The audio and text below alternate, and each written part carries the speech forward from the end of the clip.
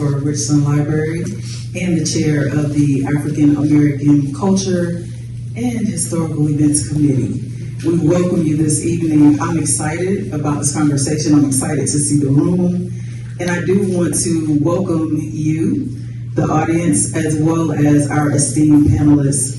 If you would please make your way up to the stage, panelists. Tonight's political conversation is, I have a problem with that. Should I vote in the 2024 election?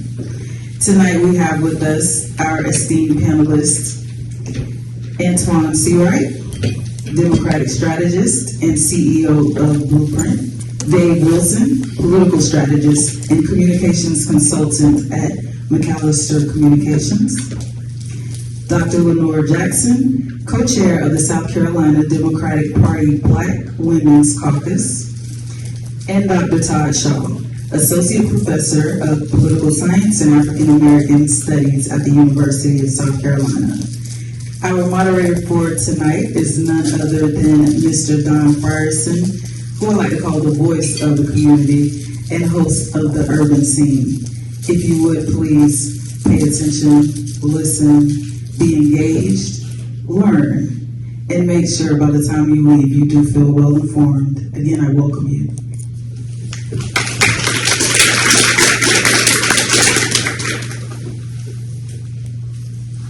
Thank you. This should be a very interesting forum, and I hope we answer some of your questions today. So the question before us is, why should I vote? Now I'm just throw this over to the panelists, starting with Antoine Seawright. Is that a question you find people asking themselves more today than in past times? Why should I vote? Well, good afternoon, everybody, and thank y'all for your presence. Let me start from a place of gratitude. In the words of Jay-Z, you could have been anywhere in the world tonight, but you decided to be here with us. And so we appreciate it. Let me thank the library for having the vision to put this forum together. While we all know this election is important, the education around this election is even more important. And thank you to my friend Don Frierson, our mentor, for hosting. Shameless plug, I have a radio program on Thursdays from 12 to 1, and Don Frierson finds himself trying to interrupt my radio show every Thursday. So Don, it's good to see you. Well, you won't be on this Thursday. But look, yes, I get the question more and more because there's so many people who do not feel like there's connective tissue to their vote and to their everyday life. For many people who look like me, they feel like I've been voting for a very long time and not much in my life has changed. In a presidential year, in a place like South Carolina, depending on where you fall on the political spectrum, if you vote Democrat, you feel like I keep voting for Democrats for president, and South Carolina sends up the electoral votes and it ends up being Republican, so my vote don't matter. So I get that question more and more, Don.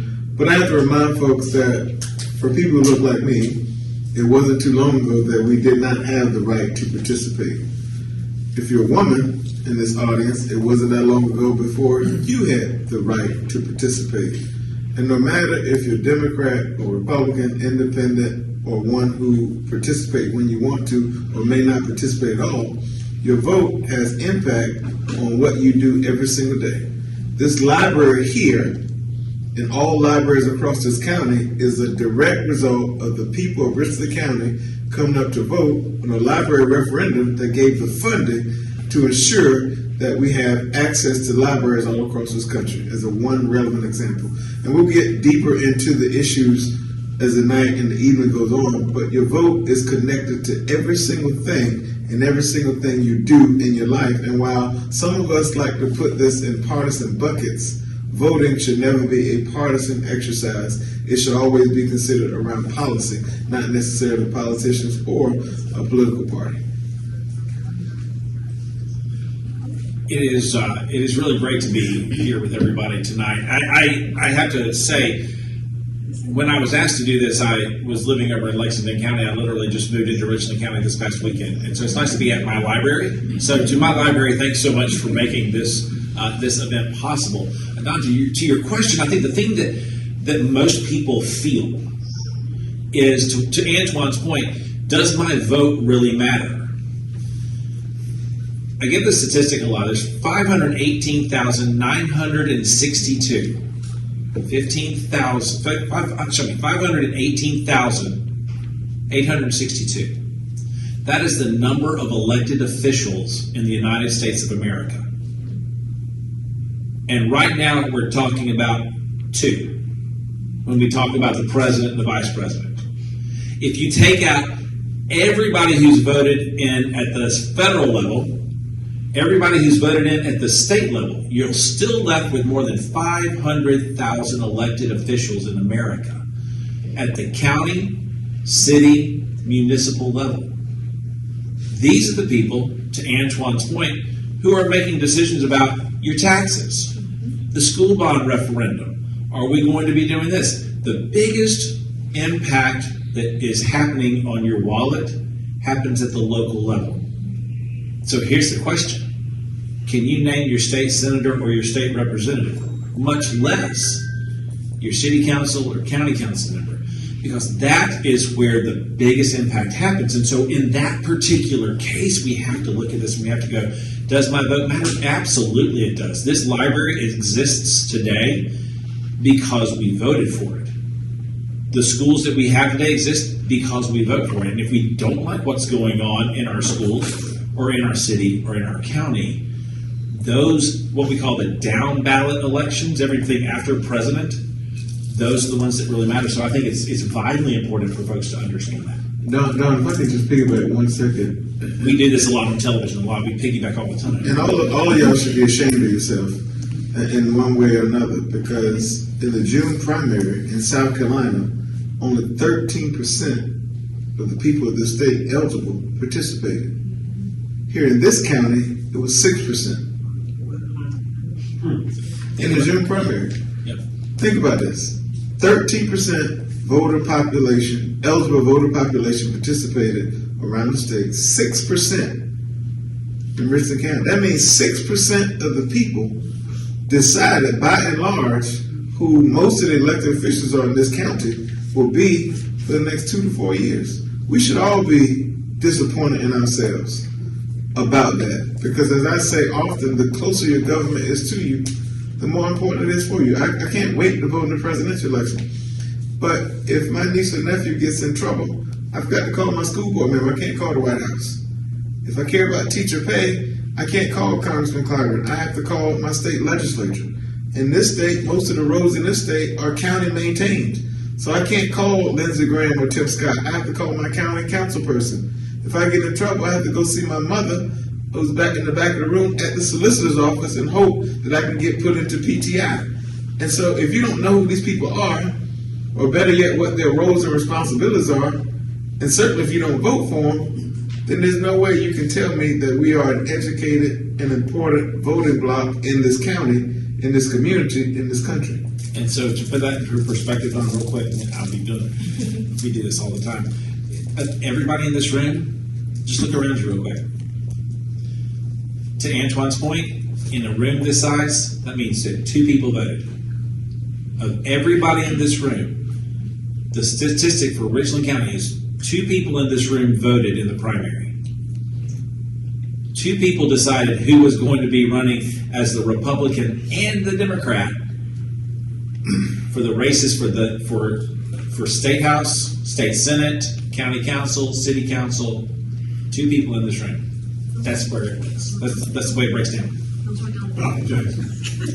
Good evening, everyone, and I want to thank the library for having me. They stole all my answers, but no, to their point, I do get that question often, and I teach young people. So I teach young people about the importance of their vote, and that's one question that there was: why should I vote? I mean, my vote doesn't matter. And the one thing that I think is that, like Antoine said, the local elections are what really counts. And I try to get them to understand that, when you get that parking ticket, or, when your parents, wherever they go locally, those are the things that really matter. And we live in a generation, especially with our kids, that, hey, when they order something from Amazon Prime, it's here in 2 days. That's how they want to see what their vote count. But we have to understand that, they have to understand that that's not how the process works. And so with the teaching them the process, understanding that you have to be part of the sum to make sure that your voice is heard. And if you don't, then you get what you get.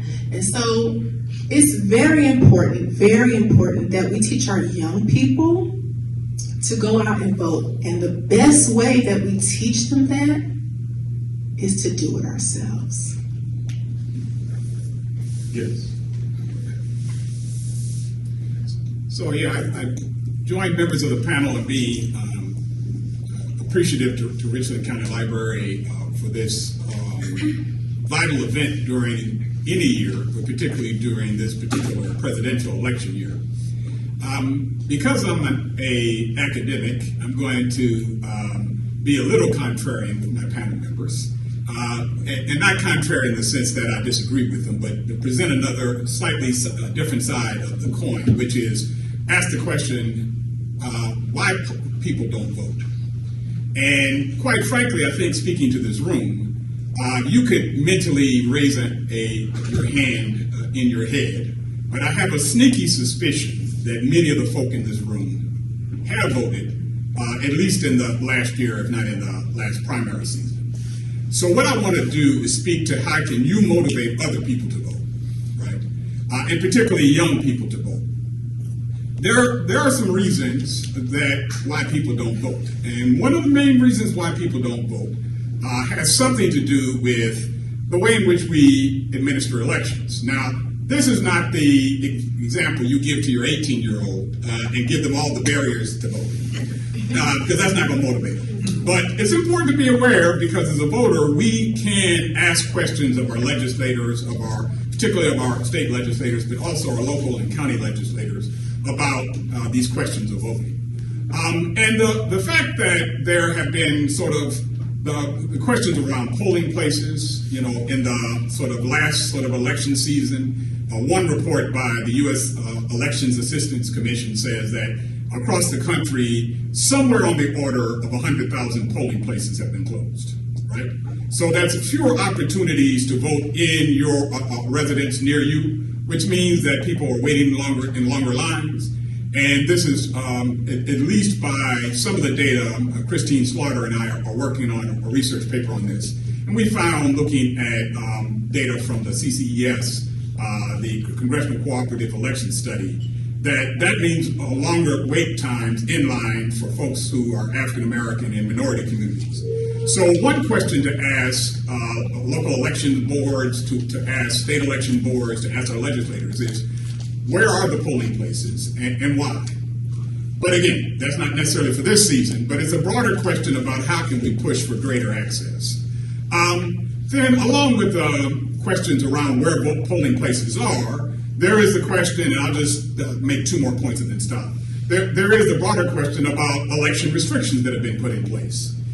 Since 2020, and many of my panelists, certainly all of my panelists know this, legislatures have been busy in putting in sort of some restrictions upon the vote and what folk can do. Like, for instance, just the example of being able to vote on Sundays, or what sometimes are called souls to the polls efforts. Well, there are communities that have used those efforts to mobilize.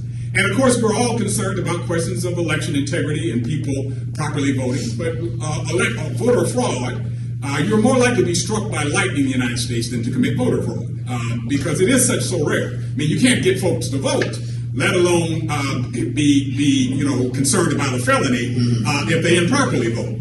So some of the questions, and I've only just scratched the surface, is why can't we make voting easier for all citizens? And we as citizens who do vote, and even if you don't, but for all these citizens who do vote, can raise these questions about how to ensure the integrity and security of our election process, but mobilize folk to vote. Here's what you tell the young people real quickly. In 2000, I am going to ask you to raise your hand. How many of you remember the presidential election of 2000 by show of hands?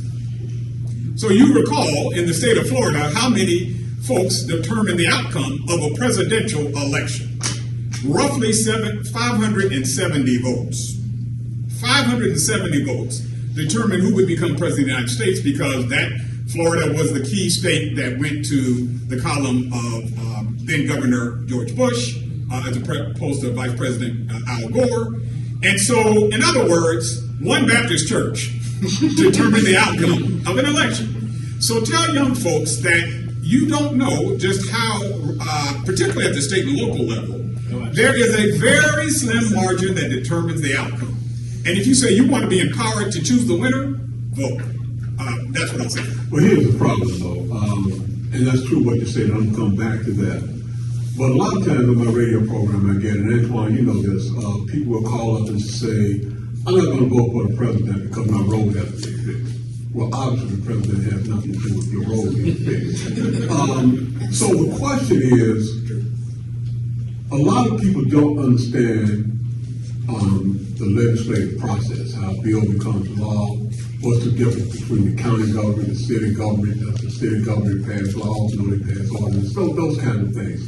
So do you think that we need to reintroduce civics back into the classroom so that our young people can get a real understanding of how government works? And I'll start with you, Dr. Jackson. Now, you'll be last. Okay. All right.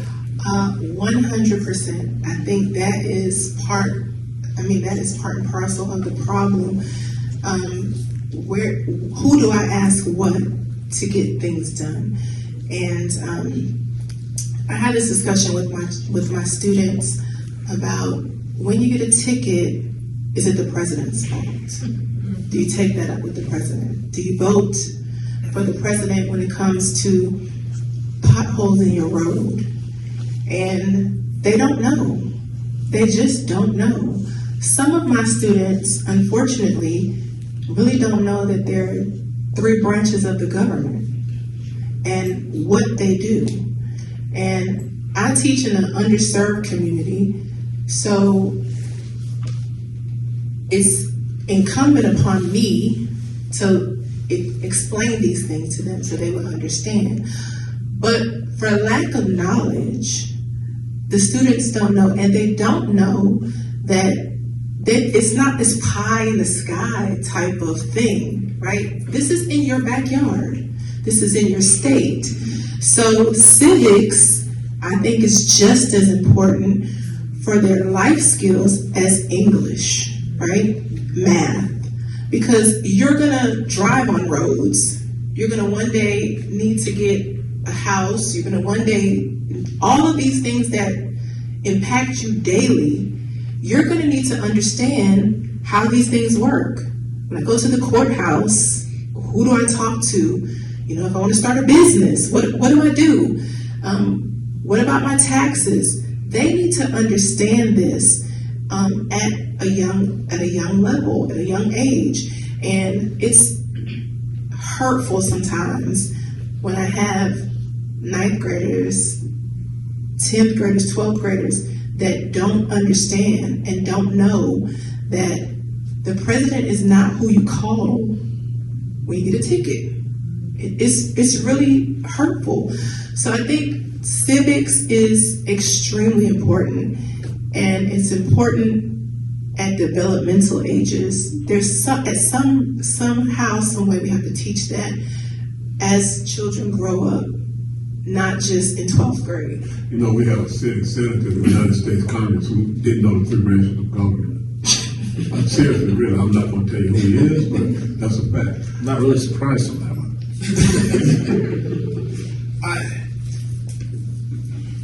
We were talking earlier about the different experiences that we've had. I actually taught a government class at a private school for a couple of years. And I start off the very first class, I pull out my checkbook, I write a blank check for $1,000 and I sign it.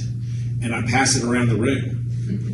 And I tell my students, as soon as you find the constitutional separation of church and state, I'll write your name on this check and these $1,000 are yours. And I'm amazed to watch how quickly kids start digging through the U.S. Constitution. I'm like, yes, we're going to read the entire U.S. Constitution. And the moment you find it, I'm going to give it to you. I'm going to sign that check over to you. And then they begin to realize as they start reading through there, the constitutional separation of church and state, as defined as it was a letter that Thomas Jefferson wrote to the Danbury Baptist Association. In South Carolina, we passed 7 years ago, the profile of the ready graduate.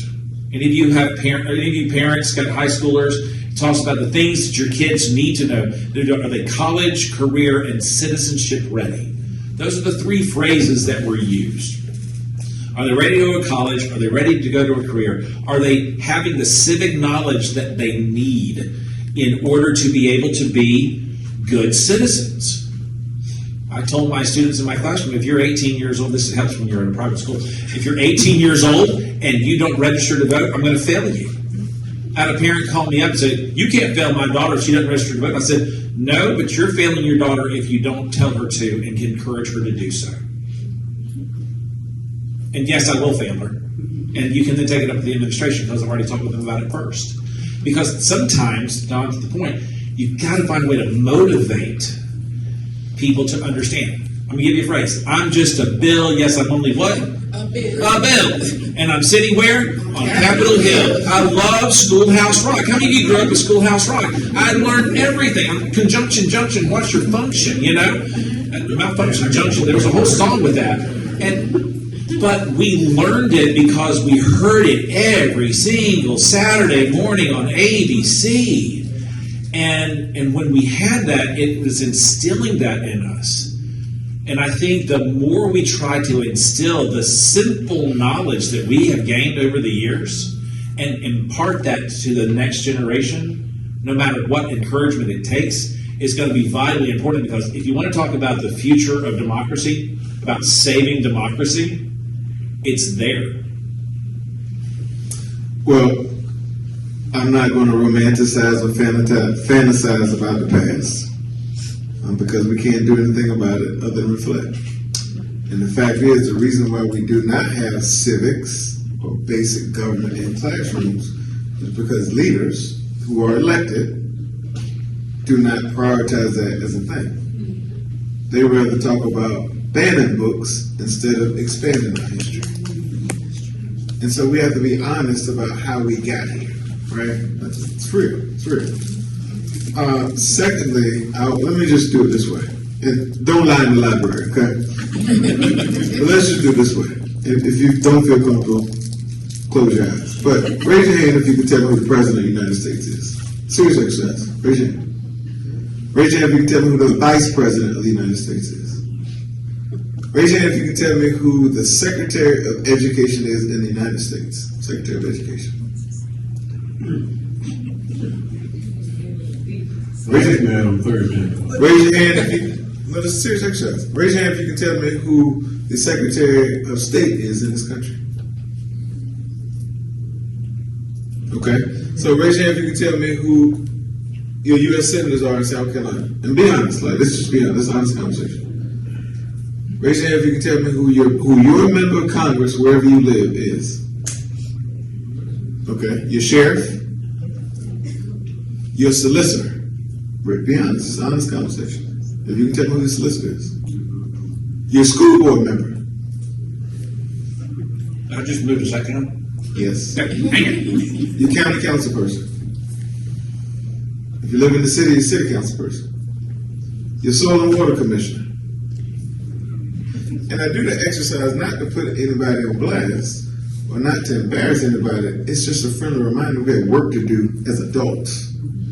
We're so quick to criticize children and young folks till we don't look ourselves in the mirror. The Williams brothers had a song for those of us who grew up in the black church: sweep around your own front door before you try to sweep around mine. And we've got like real work to do to educate ourselves, because how do we expect to educate our children on these offices and the roles they play if we don't know?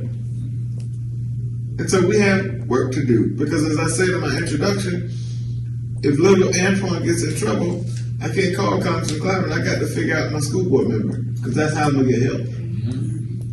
right? If my trash is not getting picked up, depending on where I live, I got to call my county council person or my city council person.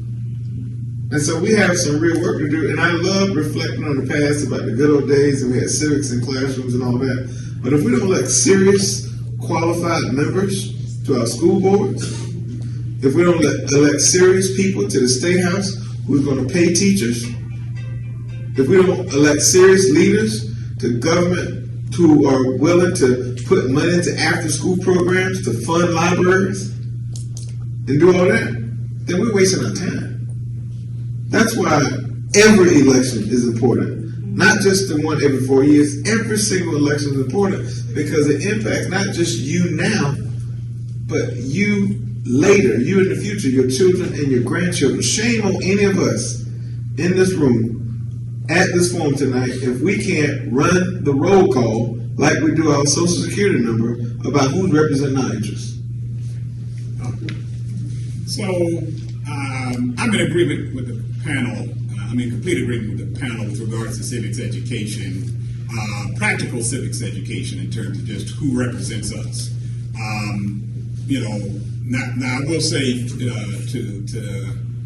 Antoine, and he recalls that one of the bills that was passed in the legislature was the Reach Act, which does require us to teach the Constitution, the Bill of Rights, and several other founding documents at the university level.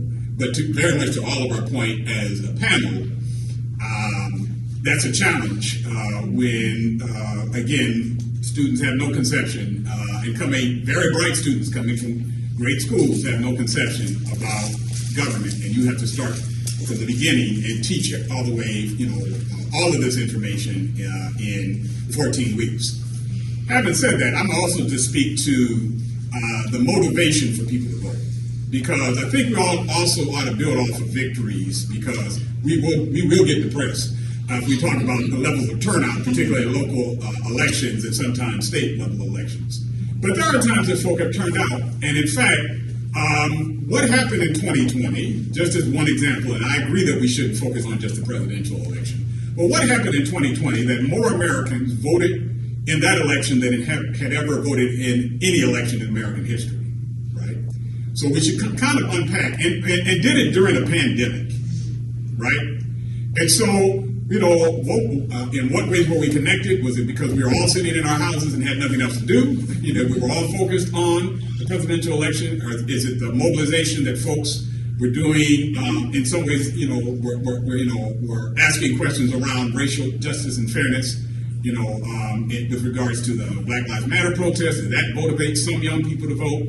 Was it the way people saw the stakes between the two candidates and the visions between then incumbent President Trump and challenger Biden? So we should also go from the standpoint that folk are voting, and in fact, since roughly 2008, there have been some real upticks, particularly in these presidential election years. How can we say, whether it be about candidates, whether it be about speaking directly to people's issues? Because I think if we thought about young people, about the issues young people care about, whether it be a whole range of issues from climate change to gun violence, etc., and then have them think about, well, what candidates are saying anything about this in the election, and if they're not saying anything about it, might you consider running for office if you qualify at some point? So anyway, I think if we can build from victories, then you and I have good news to share with people to say it's not always a losing proposition that people don't vote. It's what motivates people to vote, to get out and to care, along with the fact having the information to know exactly who they should be voting for and who's in their interest. Don, can I say one quick thing? I don't want anybody in this room to feel bad for not knowing, because I did that same exercise at Harvard University 3 years ago in a room full of their top donors to Harvard University. It's about 3,500 people in a big auditorium. It was like some big holiday thing. They were crazy enough to invite me to speak, and I did the same exercise, but I had them stand up and down, and I was shocked once I got past the vice president of how many Harvard-educated, $1 million plus donors to that institution who did not know who was representing the interest. So I don't want anybody in this room to feel bad about what you don't know. Feel bad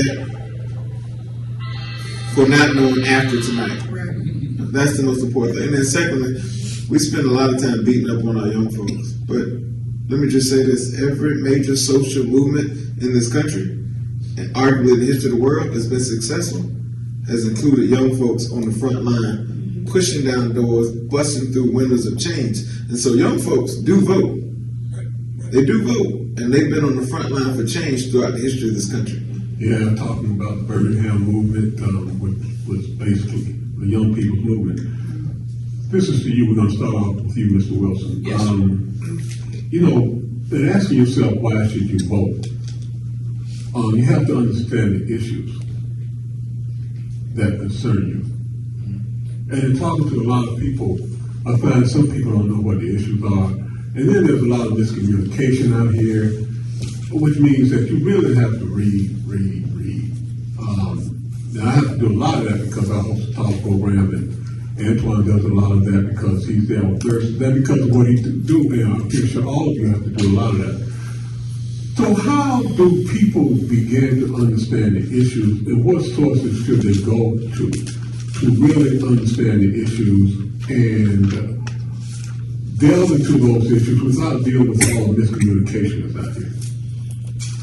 This little device right here has more computing power in it than the entire lunar landing systems when we sent people to the moon. You carry more in your pocket than there was there. Great places and great sources of information. If a candidate is running for office, a candidate needs to have their own website where they're out there putting out their information. They have typically social media pages where they're putting out their information. Credible news sources are good sources of information. But if you see it on the internet, it doesn't necessarily mean that it's true. I'm a recovering journalist. So in journalism, when I was in television news, I could have a piece of information and I could have it from one source, but I had to have it from a second verifiable source before I could put it on the air. And there were plenty of nights where I had a whole list, I had the story ready to run, but I didn't have this one piece of information verified, so I couldn't go with it. And so that is really important for you to be able to do that, because there is plenty that's out there that is bluster. I mean, think about the gossip that goes on, around the table at church when you're having potluck. Now, take that and magnify that when you turn around and think about the internet, and somebody can post something one time and then it's viral everywhere. Verifiable news sources. And then here's the other thing about it. A lot of these local candidates especially post their phone numbers. Pick up the phone. Call them. Talk to them. Ask them to come over to your house. You know why? Because if you actually reach out to them, they're looking at you going, if you're calling me and I can convince you to vote for me because I'm going to give you my information firsthand, you know how valuable you are in your neighborhood when all of a sudden you put out a Don Frierson sign in my front yard? Because now all of a sudden Don Frierson's, everybody in my neighborhood's realizing, wait, Don Frierson's running. He's running fast. So, but it carries an echo effect, especially on these local races. Call them up. Talk to them. Ask them the questions that matter. It may be the fact that, as you were saying a minute ago, there are potholes in my neighborhood. What am I going to do about that? What are you, if you're a member of my county council, what are you going to do about that? If it's a broader issue, if the issue has to do with abortion or reproductive rights, if it has to do with education or it has to do with taxes, that's a place for you to go and ask a candidate about the issues that matter. You are that close to these folks, and it's really important to be able to do that. First of all, let's just use common sense. Let's start there. We know that Donald Trump did not win the 2020 election. That's one example. That we hear on rinse and repeat, that's just a lie. We know that black Haitian immigrants are not eating geese, cats, and dogs in Springfield, Ohio. We know that's a lie. We know that FEMA is not taking federal money and giving it to immigrants because people in South Carolina, North Carolina, Georgia go to McMaster the governor of Georgia, and others are saying they've given the federal resources they need. So part of it is we've got to use common sense, right? That's number one. Number two, credible news sources. Now, in my role, in my job, I have to read a lot. I spend most of my time, even though I look like I'm an unserious person, I spend a lot of time reading. Because there's very room for error for me. One, I'm 39, so that means I'm somewhat young. Two, I'm black. Three, I'm a Democrat. And four, I'm from the South. So nobody's giving me grace when I'm on television about what I have to say to people. Because the minute I make a mistake, it's over for me. Mm-hmm. So I apply the old Southern Carpenter's rule to everything I do. Measure 3 times, cut once. And so I don't just read the stuff that's flirtatious for me. I don't just spend my time listening and watching MSNBC. I don't just spend my time reading publications that may tilt toward my politics. Just today I was on Fox News on the Faulkner Focus. Hostile environment. I went there to tell the truth, even though they did not want to hear the truth. And so you've got to make certain that you weed out the noise and focus on the lyrics. They're trusted sources: Wall Street Journal, Washington Post, New York Times, if you choose to read. But in all things, anything with a .org or .gov, by and large, truthful sources. I trust .gov more than I do .org. And so that's where you can get real information. When people start saying this and that about the economy and so forth, go to whitehouse.gov. The federal government, whether you agree with all the things they have and have not done, are not going to put false information up. Just go there and read it. And so we've got to use common sense to use our approach. And then the other thing is we can't keep spreading lies. Like if you know something ain't true, or if it don't sound like it ain't true. I heard this guy told me this on the plane. He was an elderly gentleman. He said this to me last night on the plane. I was tired. He kept aggravating me the whole time on the plane ride home. But he said, if things are not adding up, that means the truth is not in the equation. That's a lot of stuff we hear from our leaders. And so we've got to be smart enough to weed out the foolishness and focus on what's real. And I think we have not just an opportunity to do that, but we have an obligation to do that. Because if you see the facts, and you see the facts coming straight down the plate, you will then make your own decision of whether you're going to swing your political bat and hit the ball. You know, that's very true. I find myself having to read so much more these days because when you're out here in the public, people will call you up and challenge you to see how much you know. And if you don't know it, and you say the wrong thing, then they'll think. And one quick thing. I don't know if y'all watched CBS Sunday News yesterday, but Senator Mark Kelly was on that news program, and he said 30 to 45% of the information people read online is from Russia, China, Iran, and North Korea. 30 to 45% of the information on social media sites regarding political news. This is somebody, I don't think he was supposed to say this. You can tell by the redness in his face afterward. I don't think he's supposed to reveal this. But he said it with a sense of seriousness. 30 to 45% of the political news on social media sites is information pushed or being influenced by Russia, China, Iran, North Korea. Those are known known enemies of the United States. So you know they're not pushing out content that's for the greater good. And Dr. Jackson, a lot of that information is targeted toward African Americans. So, Dr. Jackson. I was going to say, one thing about it's hard to cut through the noise, like Antoine said, and you just have to be smart, be practical. It's the wettest hurricane we ever had. I mean, come on, you just have to really cut through the noise and just understand that what's noise is noise, and it's hard sometimes because everything is always coming at you. You're on social media, somebody says this, somebody says something like it, somebody says something, almost like it, and then it becomes what you think is real. But go to the source, especially in election season. There's a candidate, I live in Sumter, so there's a candidate that's in Sumter, and she does Thursdays, she calls it the porch. And she invites candidates to come to her house and sit on the porch and discuss issues that are going on in her district. And I thought that was really a great idea because you can come and just speak to the source. There's nothing more genuine than the source. And so a lot of people, we just take things as we see them. We don't go to the source. And I think that's a lost art. We should just really go to people, just call, say, hey, is this what it is?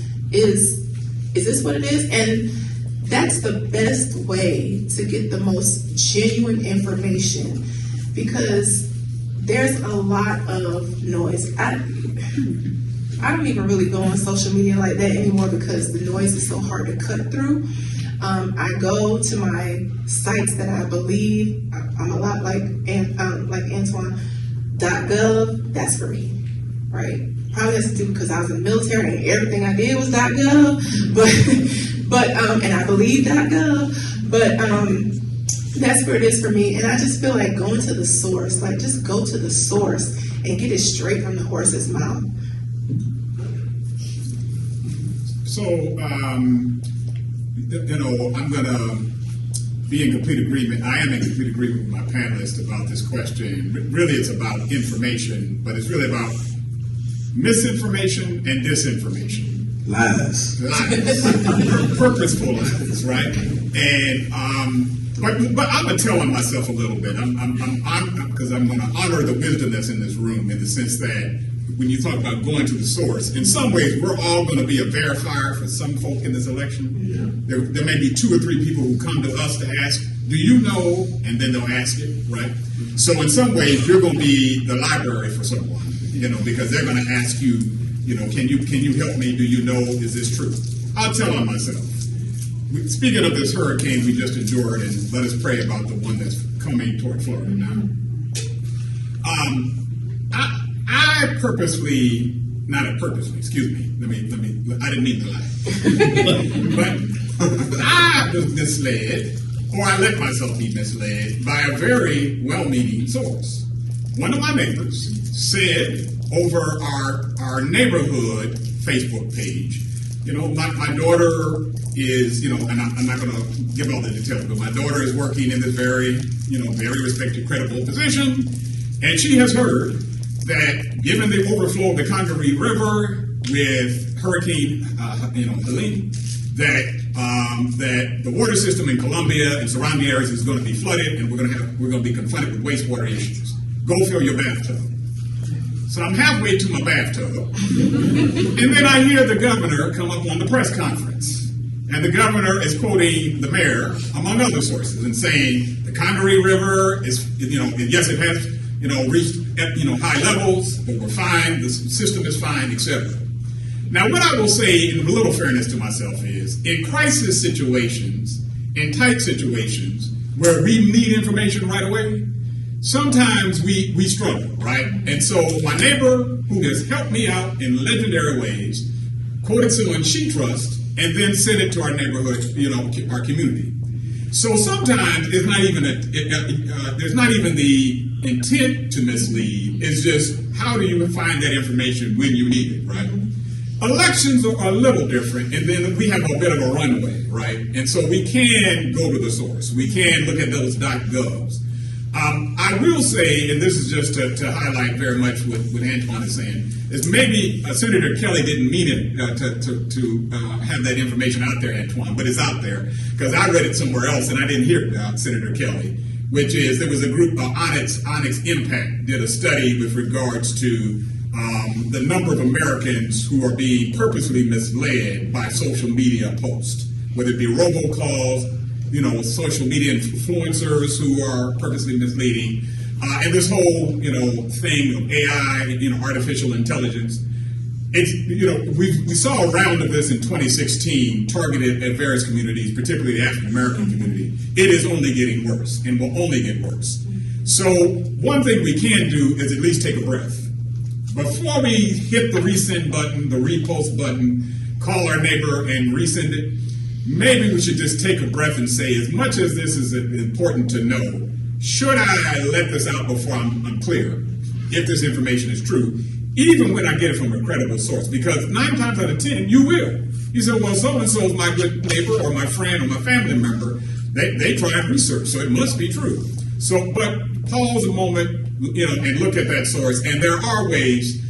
What is it? Is it Scopes? Is it Scopes? Scopes and PolitiFact. Yeah, PolitiFact. Yeah, those are some good sources to kind of quickly look up if you're just kind of curious, among others. This next question I'm the director of Dr. Jackson, since she's the only female panelist fellow for me. Why should I vote? It seems as if men ask that question more than women do, because women participate in the voting system more than men. What do the women know that men don't? Oh, they know everything. ask the president. They know everything. We know everything. I think. Lord have mercy, fellas. The truth has been spoken tonight. So I think women, when it comes to voting, we look at a lot of the tabletop issues, right? How much is bread going to cost? How much are eggs going to cost? Where am I going to send little Johnny to school? What's happening in the neighborhood? We're kind of nosy, right? Because we want to know what's happening in the neighborhood. We want to know a lot of information. And so I think women have this innate ability to just be connected to a lot of things. Like, we're just really connected in some ways, and I'm not saying it's ways that men cannot be connected, but it's just several ways that we stay connected. We're in church, not that men are not in church, I'm not saying that, but I'm just saying there are groups that we're connected to that just keep us in the know. And I think women are really concerned, especially, and of course with the movement with Kamala Harris, like, there's a network of women. Let me tell you something. I remember my grandma saying she could make $1 out of 15 cents. And I believe that. I believe that women just are, we have a bond, there's a bond, but just when it comes to the issues, the tabletop issues, we're talking about food, clothing, shelter, and those things are really in women's heart, in their minds. And again, not that it's not in men, but we are so concerned about that. And the tabletop has become more than just food, shelter, and clothing for women. Like, right now, the tabletop is where you do your business, it's your library, it's your office, it's everything. And so I just think women are so concerned about the future and the fact that they don't want to lose anything that they've gained, right? We fought so hard to get the things we have, and we don't want to lose what we've gained. So our interest is really, we have a really big interest in what's happening because we fought so hard to get here. We just don't want to lose what we already had. And especially when it comes to things like women's rights, our healthcare rights, abortion rights, different things like that, our right to vote, all those things. We've worked so hard to get here, and we just don't want to lose it. We want to make sure that it's there for the next generation, the next generation. So we're going to do the work. It's interesting because real estate decisions, where you end up moving, if a family is moving to an area, real estate agents are taught you're selling the home to the family, but the decision maker is the woman. That is true. That is true. That's very true. Y'all may remember Russell and Jeffcoat Realtors back in the day. Mm-hmm. Russell and Jeffcoat Realtors, I worked for them several years ago with their relocation department. They were moving 1,000 people a year into Richland and Lexington counties. And they said over and over again, we target women with our advertising. We want them to feel comfortable. We want them to feel safe. We know that they're the ones who are going to be making the decisions ultimately. To the point that Dr. Jackson made, this is a place where the tabletop issues, where am I going to live? Am I feeling safe? Do I have what I need? Is my neighborhood a place that I feel comfortable in? And so those types of things end up being the places where women vote. Women end up voting more often. And to your point, when you have had to work to gain a right, you have more value in that right because you had to work hard to get it. If you ever had to work really hard to get something, how much more valuable is it to you than something that's just taken for granted? Let me just say for the record, when women lead, Antoine succeeds. No, look, what I'm most proud of, first of all, my mother's in the back of the room. Y'all give her a big round of applause. And my oldest brother and his significant other. I come from a strong background of strong black women. From two grandmothers who were sharecroppers who lost their husbands at a very young age, who never remarried but worked, picked cotton, cleaned homes, and did all those things just for the very survival of the households. And so it's not new for me to understand why women are centered in many places as the gravity of the family unit. It's not new. Certainly not new to our community as black folks. And so that perception, Dawn, has transitioned itself to today. A lot of women are the anchors for their household. It doesn't mean that men are not doing their jobs. And it doesn't mean that men don't matter, particularly black men. It's just that women have found themselves taking on multiple roles. And I say that to say that when it comes to many of the challenges we face in this country that are on the ballot and are impacted by elections, women issues float to the top. And it's not just abortion, contrary to what some may want to make you to believe. It's about access to health care. It's about just basic women's rights, whether it's the right to participate and all those things. Access to, I would say, screenings, health screenings and all that. I mean, basic fundamental things that we sometimes take for granted that are literally impacted by who's elected. Equal pay. And so if you see this idea of the registration of women outpacing men, it's not because they matter more or any of that sort of thing. It's just that their issues happen to be bubbling to the top. And we've seen historically where men have had issues that bubble to the top and men have outpaced women. But I say that to say that our power, people who look like me, comes in the collective vote. And there's a real power struggle in this country to pit one against the other. It's not either or, it's both. And that's how we as black men in this room have to look at elections going forward. It's not them or us or them, it's us together. Because the challenges that you faced out of Jackson are the same challenges I faced. Absolutely. And if we're honest with ourselves, they're no different than anybody else in this room who don't look like us. We all want safety and security when we go home at night. We all want to pay, we all believe in work, wages, and wealth. We all want children to go to school safe and not have to worry about a school shooting. Basic things we all want. How we get to them is determined simply by how we participate.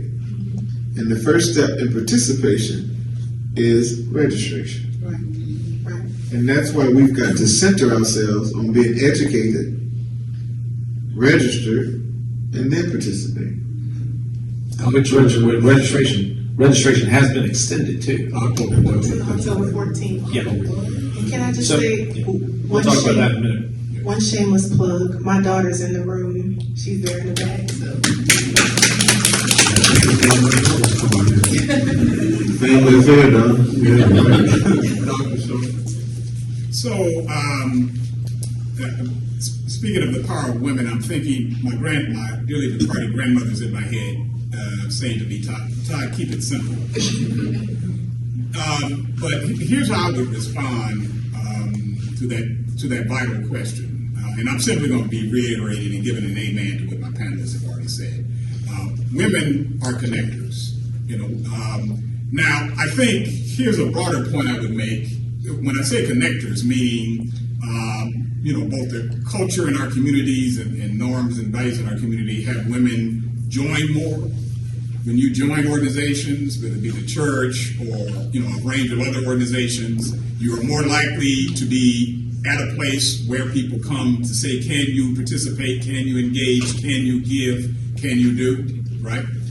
The fact that, and we should also ask this question relative to generational differences too, because some of what we're seeing in some of the ways in which young people versus older folk are responding in this election can be can be linked to the ways in which young folk are not as connected to organizations, are not as connected. Some of from the case that they're out there, like many young people I know, working more than one job to make ends meet. So they're not lollygagging, but aren't as connected. And so I think when we ask that question of why do people participate and go to the polls, this is not their first time in participating in things. They've been involved in this committee. They've been involved in this community effort. They've been involved in, so more likely than not, we're connected. And women connect us, and our leaders in vital ways. So I think, in many respects, that's another example of success, right?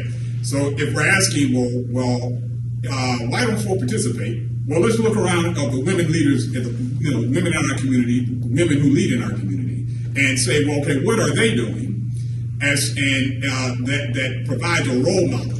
And it's very likely they're talking with others. They're doing deep listening to others. They may not just be, disagreeing inherently, but saying, okay, what issue do you think you confront in this election? Well, okay, then talk to me about it. Okay, well, let me give you some facts just to inform your view. We know often that not women are more diplomatic at times than men, and are deeper listeners than men for various reasons. And so in those, so again, I think the ways in which women lead can be role models for that participation in many ways. We're going to your questions in just a few moments, so if you have questions, the mic is over there. And I'm asked that you keep your questions very brief and ask a question. I worked for a job and we had to collect Social Security numbers when someone called in, and this is the truth, because I put it to the test one day. Anytime a lady called in, she could always give her husband Social Security number. She knew it. The guy called in, well, I have to wait till she get home. I'm serious. So you talking about connectivity. I said, but I want to ask you this question, Dr. Shaw, because the question comes on why should I vote? And Antoine, you know this, we hear on the program all the time, people will ask that. And you fall back into the historical narrative. Well, Dr. King, Edmund Pettus Bridge, and all those people, George Elmore out here in Columbia who wound up poverty. His wife went to a mental institution because of what they did to him when he filed suit to vote in all Democratic primaries. Is that a suitable answer to give these things? People want to hear that stuff. But you can't. Somebody said no. But that's something you can dismiss, though, because should that be a part of the narrative? Yeah, we were just talking, Dr. Jackson was just sharing with us, and not to call her class out there, but her class is my class, in the sense of the answers that young people gave about not knowing exactly when the Civil War or slavery was, roughly 1970. So, yeah, if young folk can't name certain, we can't, being real with ourselves, good folks. If we can't name certain things, young folk have no point of reference, right? 1970 is ancient history. 2000 is ancient history. I had to be reminded that some of my students were born in the 21st century. Most of my students are born in the 21st century. That humbled me a little. I wasn't. So, so I would agree that this sense of what have, yes, it is true, and let us not take anything away, and I know none of us do, take anything away from that legacy, particularly in the African American community, but this is the American community. Fannie Lou Hamer and Martin Luther King Jr. and John Lewis, a whole, wealth of individuals from all walks who fought to expand American democracy and rights. But let's be mindful that young folk, and everyone, but young folk have their own history and their own points of reference, right? So we don't have to do the hard work of going back to 1965 to make a case. We can make a case about, well, who are they? And part of this is, who are the leaders that they admire? Who are the folk who they admire in their own community, in this century, right? And think about in what ways we can say, okay, and I think this is why, as much as we might get on celebrities, there is a way in which they can reach young folk. I mean, young people, old people, are listening to music. They're watching their programs and watching them catch, and hit balls, on weekends and various points of the week. And so,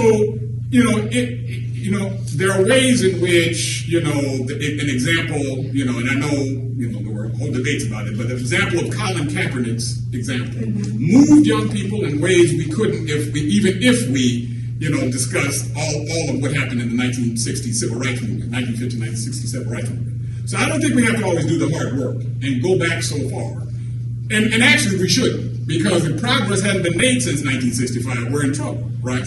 We should be able to cite something in the last 2 years or 4 years to give young folk hope, and not go back that far. And again, I went back to 2000. That example is probably, out of date.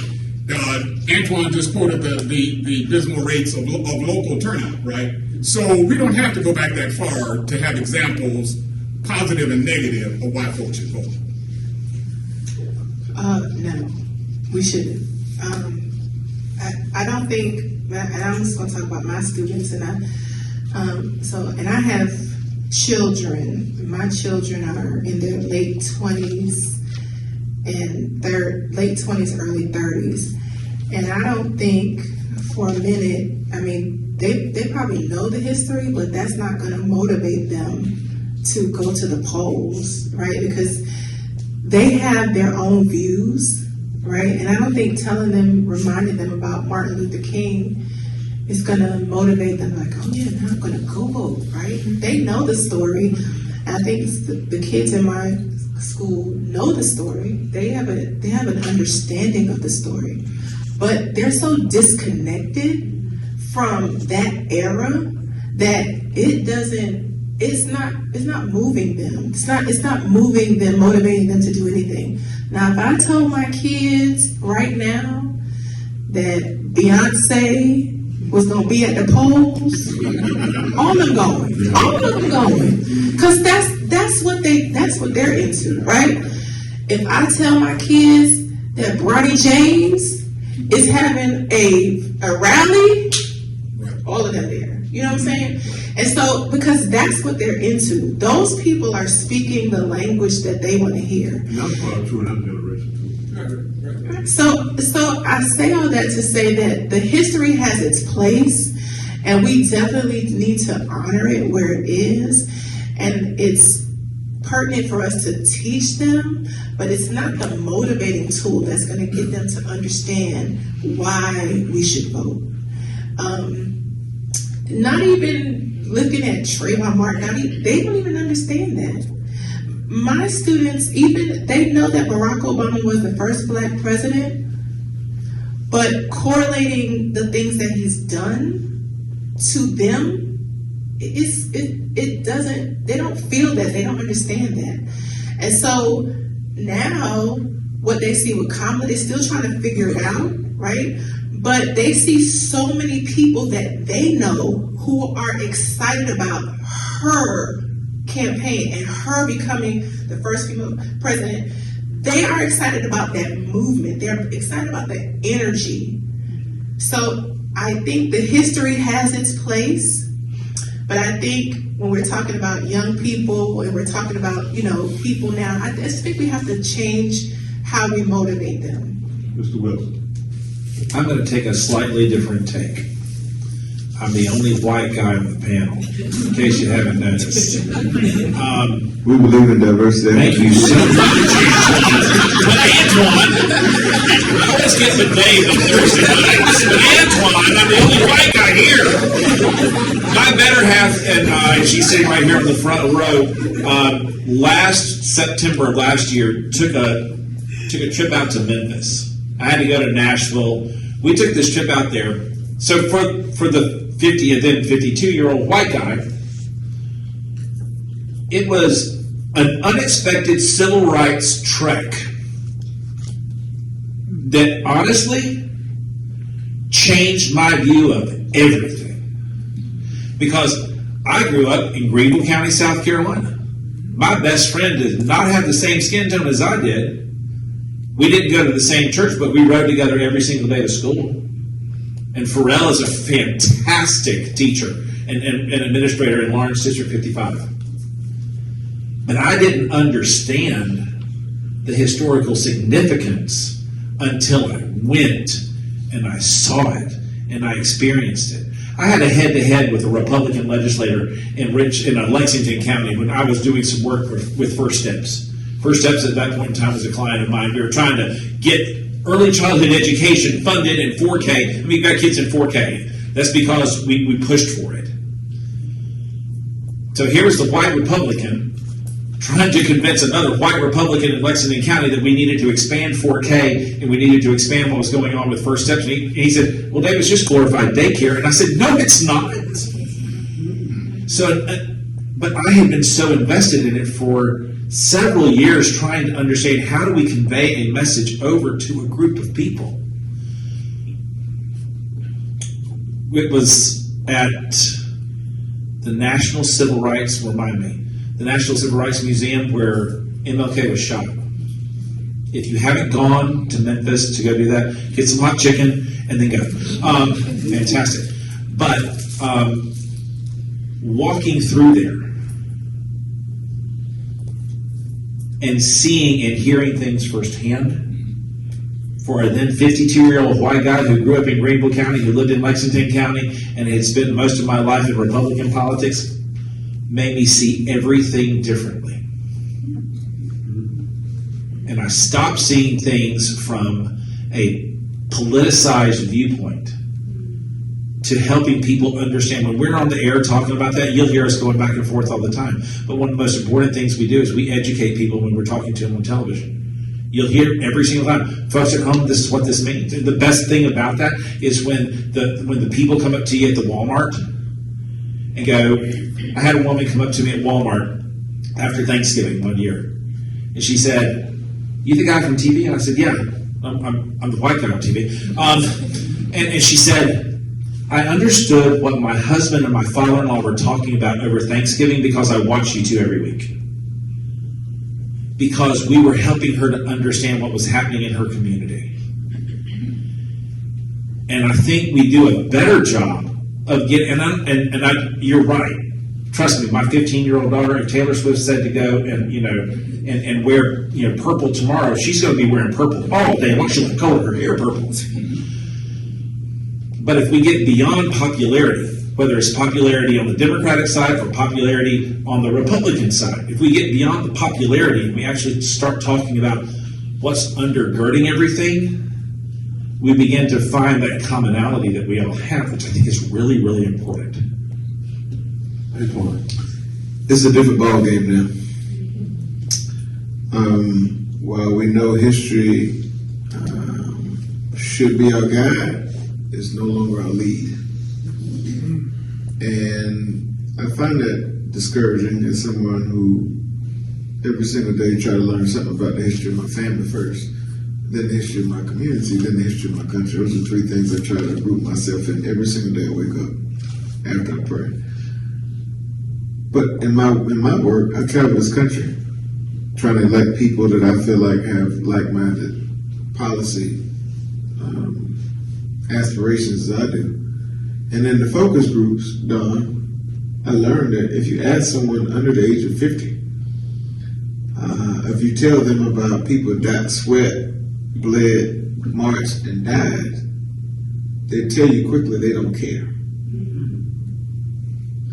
It's because politics has now become a game of entertainment, not a game of, or not even a game, not a source of definition.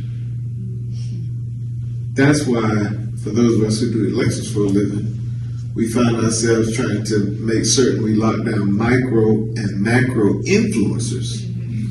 Because if LeBron James tweets, you need to go vote, it moves a certain generation.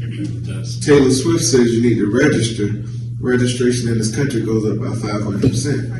Kid Rock shows up at the Alabama game with Donald Trump. People are moved. Antoine Dave say whatever about the history of this country and why your vote matters, nobody cares. And so you've got to make adjustments. And so shame on us if we feel like that message is still a winning message. We've got to make adjustments. And so for the next 28 days in the wake up, you're going to see a lot of people with blue check marks, if you do the social media thing, or others, using their voices to try to influence people's voting patterns or behavior, because that's the new model. And we should not fool ourselves that that's not the case. Howbeit, we still cannot forget from which we've come. That's right. For me, it was my parents' generation where they received the right to vote. That wasn't too long ago. Like yesterday. Your mom was, what, 3? Something like that. But that wasn't too long ago. And the scary part about where we are now is some of those basic things that we've been recently able to enjoy in one election cycle. I don't care if you're Democrat or Republican, I don't care about your politics. They can be taken away if the right people, if the wrong people with their right cause get into power. Right. Section 5 Voting Rights Act. And so when we talk about influencing elections and tying it to history, yes, we should educate, but more importantly, we've got to motivate. And even if that means bringing in non-traditional voices and spaces to help motivate people to vote, I think we should master that. And that's the point. In a motivating to vote, you've got to do what you have to do to get your people to turn out. Turn out. It's an acronym, GOTV. Get out the vote. The GOTV efforts of every campaign is what's really the last week, the last 72 hours. What are you going to do to get people to show up? Showing up, because decisions are made by whom? Those who show up. And let me just say, I think there's a purposeful movement in some places with some people in this country to try to eliminate certain aspects of history. And that's why our vote is so important, because if we exterminate parts of history that have helped this country grow, or the state grows, there will be 3 or 4 generations of people who will not understand the road that so many have had to travel, black, white, blue, or brown, Republican, or Democrat, for us to be in a moment where a white man named Dave Wilson, a black man named Antoine Civic can share a stage, and we can walk out together. They're not dogs and hoses outside trying to take us down. Anybody have questions, they go to the mic. You know, one of the things I encourage people to do, especially if you have children, is hop in a car and travel someplace. Just go down to Montgomery, Alabama, and walk across the Everett Bridge. I've done that. Did that earlier this year. Yeah, and you get a sense of what it was like for those people to have been beat so severely on that bridge back during the day. So just travel. You could actually walk down Main Street and get the history of Columbia, because there's signs on Main Street that were put there by Dr. Bobby Donaldson, and you can get a history of the civil rights movement in Columbia just by walking down Main Street. Yes, ma'am. No, I'll do something crazy like come to the library. What night of the week is it? Your question, ma'am. Thank you for being here, and thank you for letting me have something to say. Okay? I think that we are impacted economically, educationally, entertainment, labor, law, politics, religion, sex, war, and counter-war. In everything that happens, every activity, we are impacted.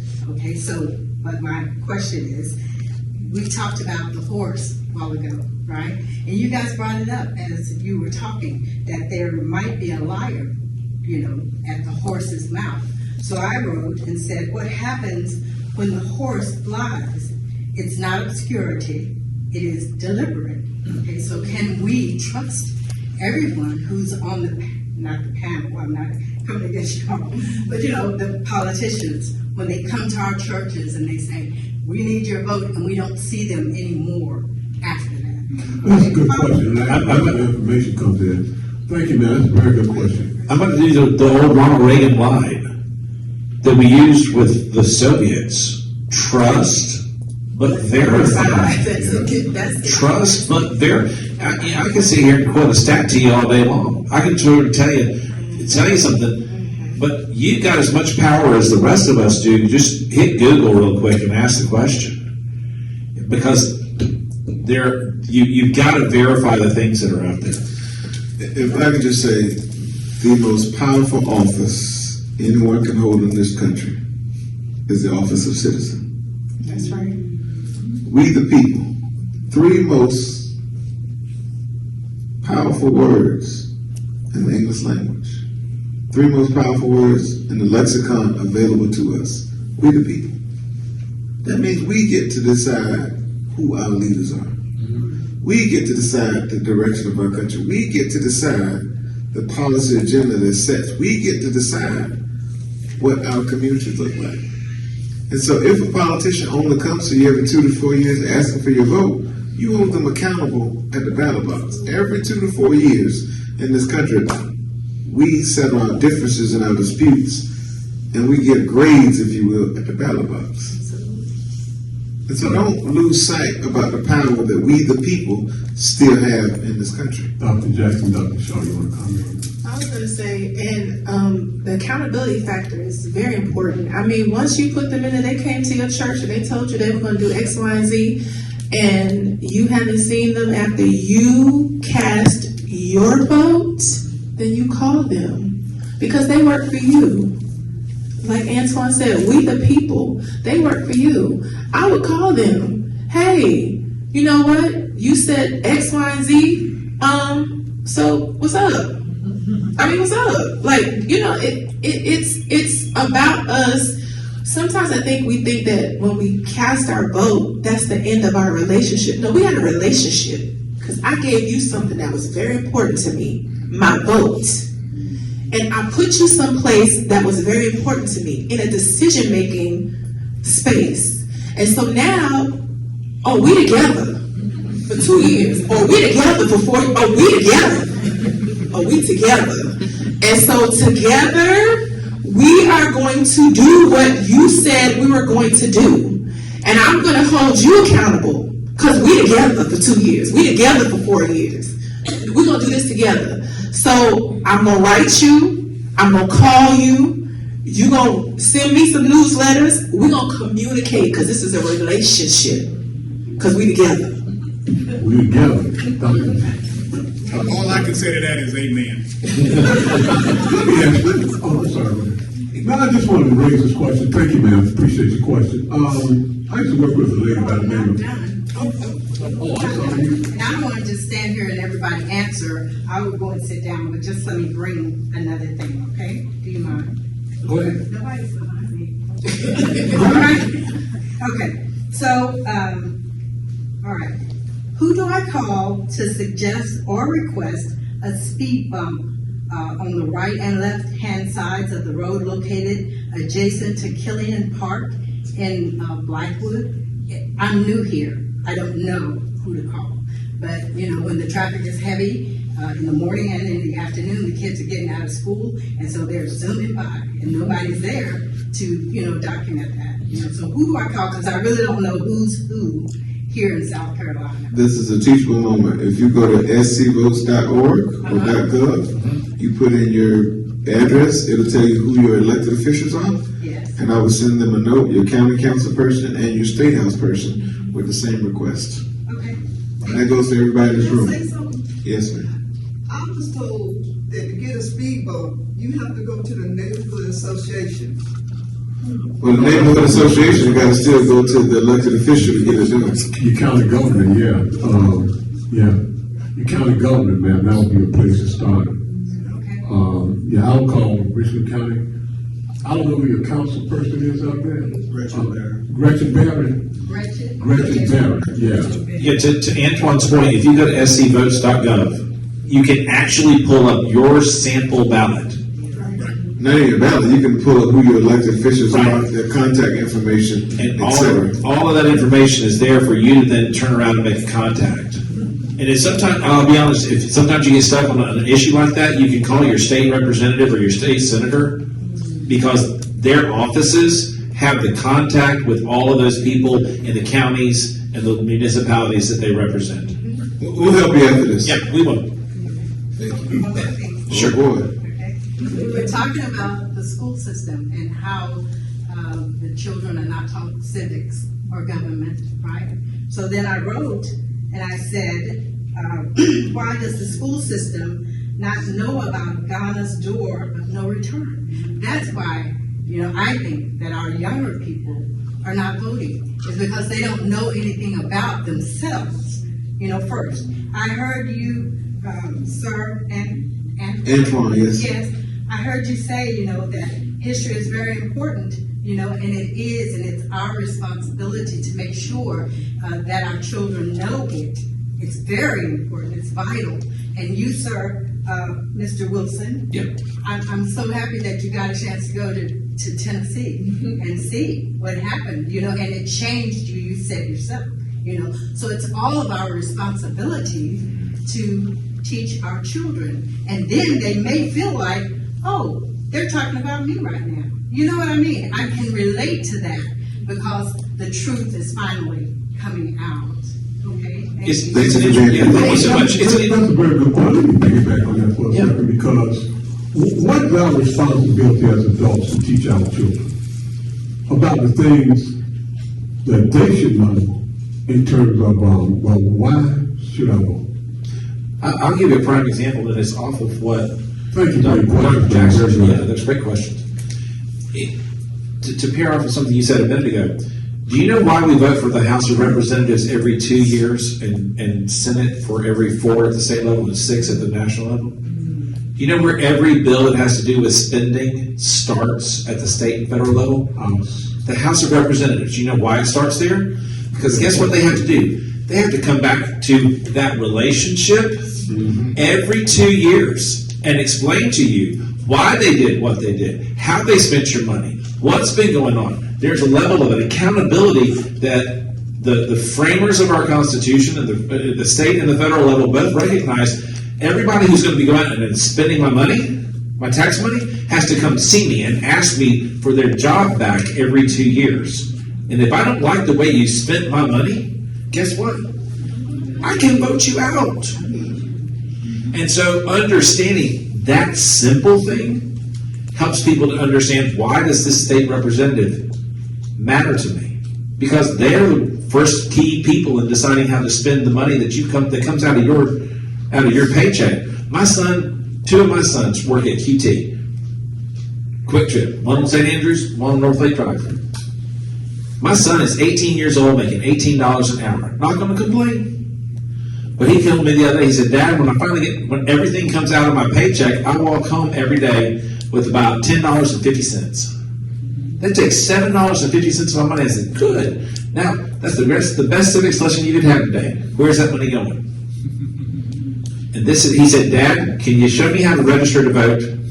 We went to dinner tonight, and I was like, here's where it is, because I did it today. Yes, sir, your question. Thank you. First, I want to thank each member of the panel for coming. We're not just giving us your wisdom and as well as your knowledge. But my question is very simple. Which one of you there tap in to untap all of those individuals? What I mean by that is people who have been incarcerated, have got out, lost, trying to find out how to survive, how to create their purpose in life by voting. And also those who fall in that category who also have children in which they do not want their kids to make the same mistake that they have made. I work with kids, I work with young men and women, and help them find jobs like that. Give God the glory, got 47 companies that were hiring to give a second chance. But throughout the time I hear people who speak about this, I do not have anyone speak about if a person is in prison, which by the way is legalized slavery, which corporations make a fortune out of that. For 25 cents an hour, top paid $1. A lot of people don't realize. In which also people don't realize the main people who also found guilty for African Americans. These are realities, but still, there's an untapped, vulnerable group of individuals who wants to change. You got some who satisfied with what they do, but who there is willing to come up and teach and train them in the language of understanding based on the generation, from Generation Z on up. Okay, let me, he has to raise a good point, especially about if you've done your time, what does the law states in South Carolina? Can previous convicted felons actually go to the polls and vote? That's a very good point, sir. Thank you. Who wants to tap for that? Anything else that he said? The young lady. I was gonna say, my daughter, is experiencing that right now with her husband. So, in the state of South Carolina, if you are a convicted felon, you can apply to have your rights restored, to be able to be registered to vote. You do not lose your rights. It's a common misconception. You have to ask for it. You have to have served your time, paid your restitution. But if you've done those things and you are not on parole, you have the right to vote. You just simply have to go ask for it. That is all it takes. My husband served 3 years in prison. He voted in the last election. You can vote. All you have to do is ask. That is it. They will tell you you cannot. You can vote. Serve your time. Pay your restitution. Don't be on parole. Ask for the right to vote back, and you can go vote. It's that simple. And if you are if you have a person in your life who has been in the system, they are already in the system. Be a part of the system that you've already been impacted by. Go vote. It is very simple. All you have to do is ask. All right. There you go. That's my baby. That's my baby. I mean, three strikes laws decimated the male population in many communities. Okay, It really has. Yeah, we got about 4 minutes left. Let me wrap it up by asking you this and going down the hall very quickly.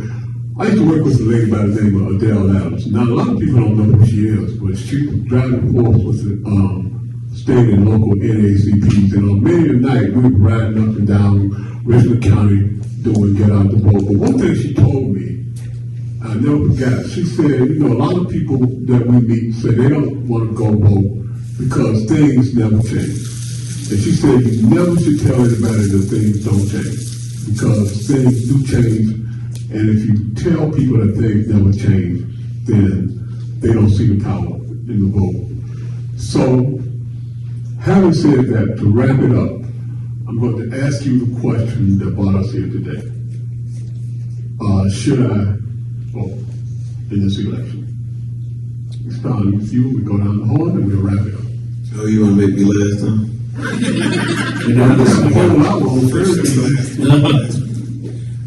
Yes. And I think we all could answer that question when we walked into this room. But it's not if, but why. And I think the gentleman, I'll just tie a little bit of my answer into the gentleman's point about the whole question of those who serve their time and re-enfranchisement. And knowing, one argument is like in the state of Florida, that the constitutional amendment was passed by the voters of that state in order to re-enfranchise individuals who had served their time. I'll just say it's not partisan, it's objective, that the governor and the state legislature dragged their feet with regards to the implementation of that law. They changed it. It passed, and then they went back and changed it. Yeah. They went back and changed it. And so one reason to vote is to not in that case, because of the ways in which the criminal justice system has impacted and disenfranchised millions of individuals, many of whom are African American, that you are voting for individuals other than yourself. In some ways, we're casting a collective vote, sometimes on behalf of those who cannot.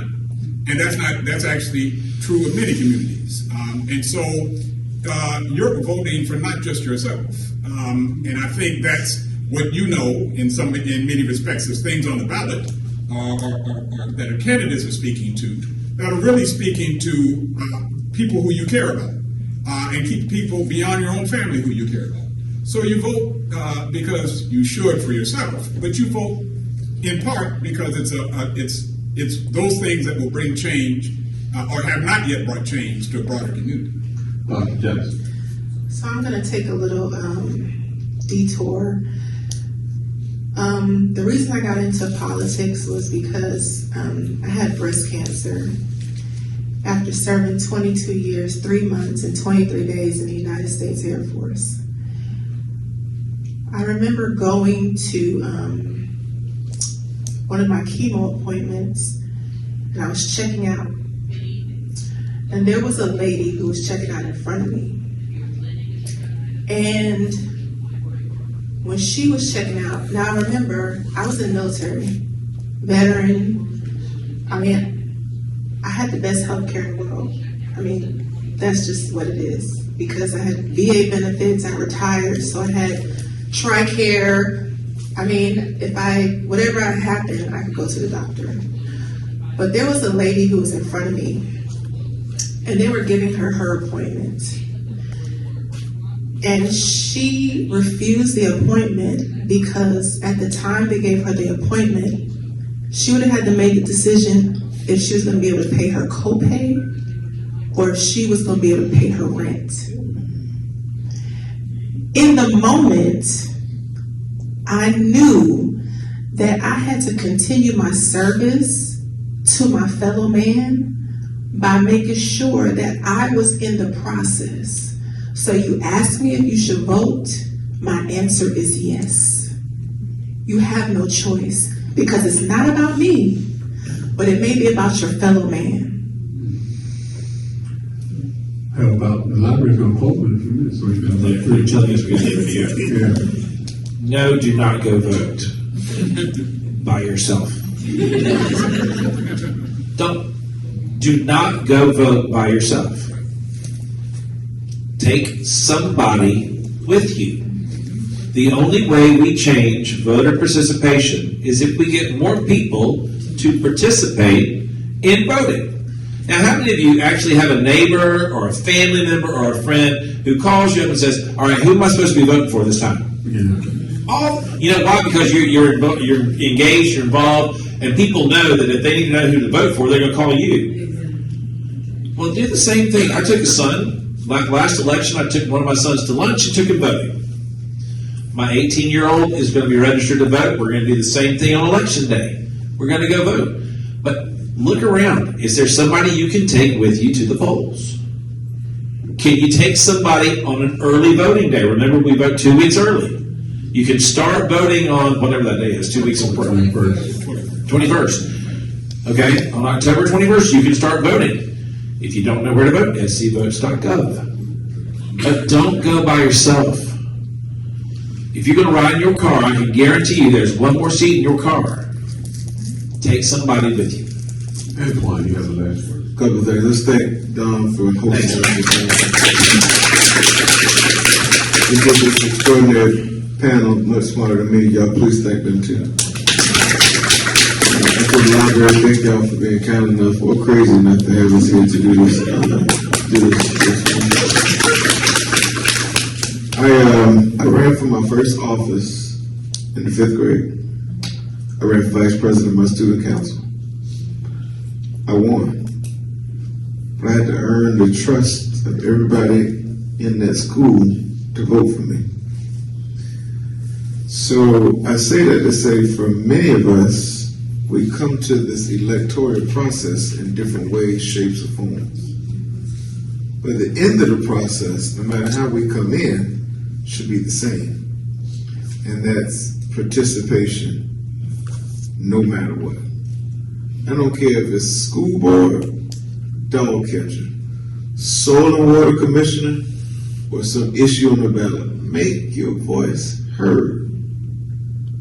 I'm not in the business of telling anybody in this room or even doing a synopsis of what your politics are. I really don't care. But what I do care about is you care about your own future enough to cast your vote. Because somebody's life will be changed, transformed, or neglected based on how we show up. An old Baptist preacher put it this way: somebody somewhere is depending on you to do what God called you to do. That's our participation at the ballot box. And if you don't think your vote is important enough, ask yourself why they're trying to take it from you.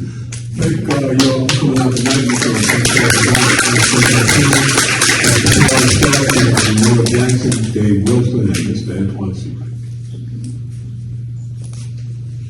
Thank you.